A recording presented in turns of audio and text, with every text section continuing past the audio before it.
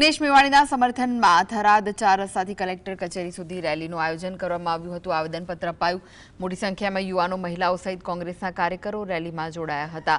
2 દિવસ પહેલા જિગ્નેશ મેવાણીની વિરુદ્ધમાં રેલી યોજી આવેદનપત્ર પોલીસ સમર્થકોએ આપ્યું હતું। થરાદ વિસ્તારમાં દારૂ, ડ્રગ્સ અને લઈને ચાલી રહ્યો વિવાદ। જિગ્નેશ મેવાણીએ આક્ષેપો કર્યા હતા કે થરાદમાં ખુલ્લેઆમ દારૂ અને ડ્રગ્સ વેચાય છે।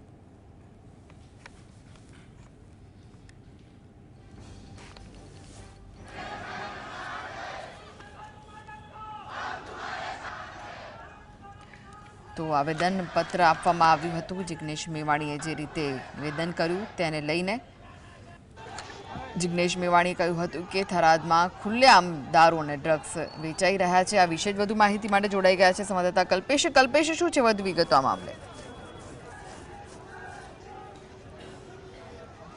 વિજય ને તેમાં જિગ્નેશ મેવાણી શિવનગર પહોંચ્યા હતા અને શિવનગરમાં મહિલાઓ સાથે કેટલીક સ્થાનિક લોકો છે તે જિગ્નેશ મેવાણીને દારૂ અને ડ્રગ્સ વેચાતો હોવાના આક્ષેપ કર્યા હતા। તેને લઈ અને જિગ્નેશ મેવાણી સહિત લોકો એસપી કચેરી પહોંચ્યા હતા અને એસપી કચેરી જઈ અને લોકોએ રજૂઆત કરી હતી। જોકે ત્યારબાદ પોલીસ પરિવારના જે લોકો છે તે સભ્યો છે, જે પોલીસ સમર્થકો છે, તેમણે પણ જિગ્નેશ મેવાણીના વિરુદ્ધમાં આવેદનપત્ર આપ્યું હતું। ખોટા આક્ષેપ છે તેવા પાયા વિહોણા છે તે રીતે કરી રેલી કાઢી હતી। ત્યારબાદ આજે વહેલી સવારથી જિગ્નેશ મેવાણીના સમર્થનમાં કોંગ્રેસના કાર્યકર્તાઓ, દલિત સમાજના આગેવાનો સહિત મોટી સંખ્યાની અંદર થરાદ 4 રસ્તાથી કરીને જિલ્લા કલેક્ટર કચેરી સાથે સૂત્રોચ્ચાર કરી અને આવેદનપત્ર આપવા પહોંચ્યા છે। જય કૃષ્ણ। જી, આભાર કલ્પેશ માહિતી આપવા માટે।